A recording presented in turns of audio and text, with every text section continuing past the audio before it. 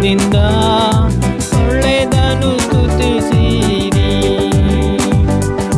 ತುತ್ತೂರಿಯಿಂದ ತಾಳದಿಂದ ಕರ್ತನ ಸ್ತುತಿಸಿರಿ. ನಿರಂತರವೂ ಮಾರ್ಪಡದ ಯೇಸುವ ಸ್ತುತಿಸಿರಿ.